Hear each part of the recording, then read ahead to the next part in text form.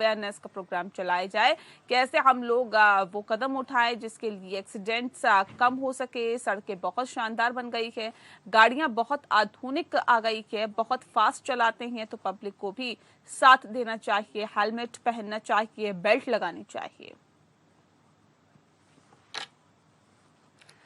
और प्रदेश भाजपा मुख्यालय पर दौसा सांसद जसकौर मीणा ने मोदी सरकार की जनजाति वर्ग के लिए चलाई जा रही योजनाओं की जानकारी दी है। उन्होंने कहा है कि मोदी सरकार पिछले 8 वर्षों से देश के गरीब तबके, विशेषकर अनुसूचित जाति जनजाति समाज के उत्थान के लिए काम कर रही है। देश में SC/ST परिवारों के लिए 3 करोड़ गैस कनेक्शन, 1 करोड़ 60 लाख पक्के घर, जल और बिजली के कनेक्शन मोदी सरकार द्वारा दिए गए हैं।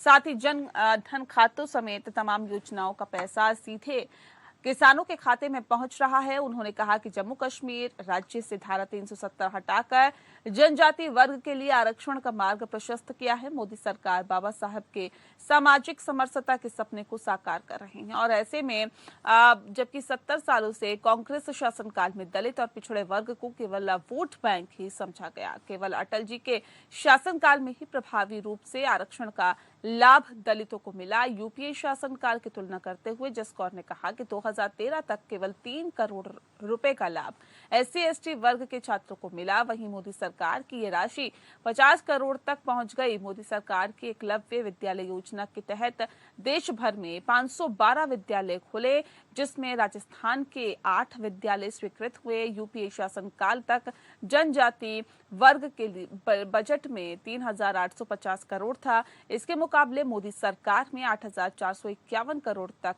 वो बजट पहुंच गया। जो कभी उजाला नहीं देखते थे उनके घर में उजाला हुआ, जो कभी पक्के घर का सपना नहीं देखते थे उनके घर में पक्के बने। और पक्के भी संख्यात्मक दृष्टि से यदि मैं बताऊं तो देश में दलितों, अनुसूचित जाति, जनजाति के घरों के अंदर 3 लाख गैस के कनेक्शन फ्री में भारत की सरकार ने उपलब्ध कराए। जयपुर में चिकित्सा मंत्री प्रसादी लाल मीणा ने कहा है कि SMS अस्पताल सहित प्रदेश के सभी चिकित्सा संस्थानों में ऐसा सिस्टम विकसित किया जाए कि चिकित्सकों द्वारा मरीजों को दवा की पर्ची ही नहीं दी जाए। अस्पताल में दवा उपलब्ध नहीं होने पर अस्पताल प्रशासन द्वारा मरीजों को दवाएं और अन्य जरूरी वस्तुएं खरीद कर उपलब्ध कराने के भी निर्देश दिए। मीणा ने शुक्रवार को SMS के ट्रॉमा सेंटर में निरीक्षण के दौरान ये बात कही है।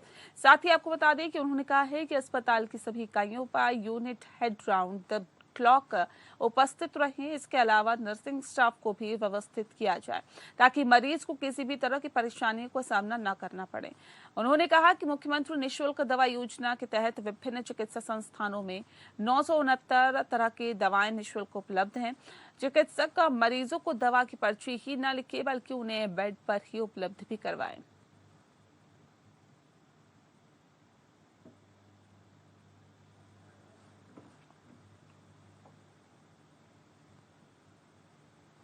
अलवर जिला पुलिस ने ऑल्टो कार लूट के मामले में 5 महीने से फरार चल रहे मुजरिम नीरज को गिरफ्तार कर लिया। मुंडावा थाना प्रभारी लक्ष्मीकांत शर्मा ने बताया कि नीरज उर्फ माल्या की गाड़ी लूट प्रकरण में 5 महीने से फरार चल रही है और जिसको आज गिरफ्तार किया गया। आरोपी पर बहरोड में पिकअप गाड़ी चोरी करने के प्रकरण में मामला दर्ज है।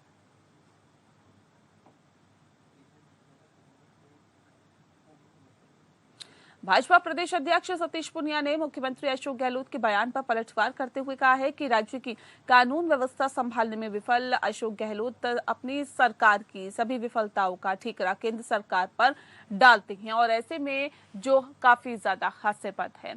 वे ये स्वीकार करने को क्यों तैयार नहीं है कि उनकी सरकार के संरक्षण में हिंसा और दंगे हो रही हैं। हाल ही में करौली हिंसा का पूरा प्रदेश और देश भी गवाह है। कांग्रेस शासन में बहुसंख्यकों पर सुनियोजित साजिश के तहत हमला किया गया। पूनिया ने कहा कि राजस्थान में अंतिम सांसें गिन रही कांग्रेस को बचाने और लचर शासन के कारण उत्पन्न जनाक्रोश से सीएम अशोक गहलोत की नींद हराम कर दी गई है और ऐसे में पूनिया ने कहा है कि देश में जाति, पंथ, मजहब और वोट बैंक की राजनीति की जनक कांग्रेस है। तुष्टीकरण की राजनीति शुरुआत से ही कांग्रेस करती रही है और करौली हिंसा की घटना भी कांग्रेस के तुष्टीकरण का ही राजनीतिक का नतीजा है।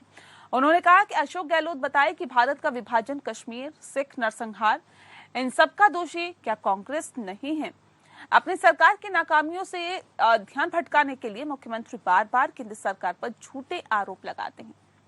मुख्यमंत्री ये क्यों नहीं कहते कि प्रदेश की कानून व्यवस्था उनसे नहीं संभल पा रही है?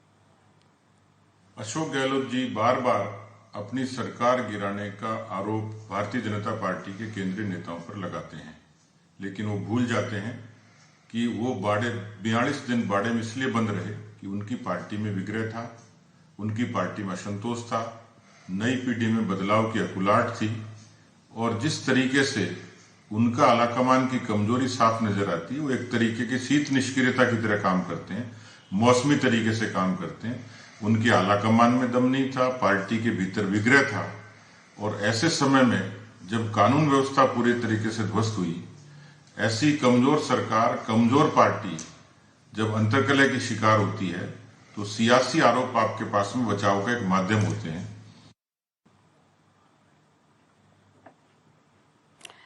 वहीं कांग्रेस पार्टी के सेवा दल संगठन की ओर से गुजरात से निकली दांडी यात्रा करीब 700 से ज्यादा किलोमीटर का सफर तय कर शुक्रवार को गुजरात से राजस्थान में प्रवेश उसने कर लिया है।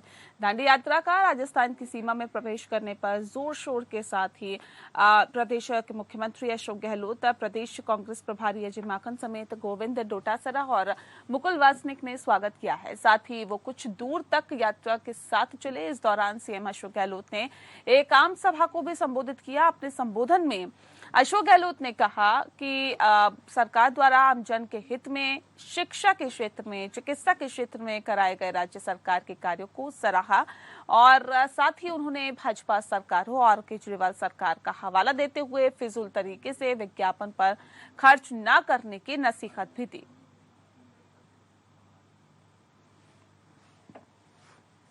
आप बताइए, सब धर्मों के लोगों ने फूल बरसाए रामनवमी के जुलूस के ऊपर, कोई घटना नहीं हुई शांति से और राज्यों में दंगे बढ़ते हैं। वहां पर इनका काम आग लगाना का काम है, अभी का नहीं, शुरू से काम है।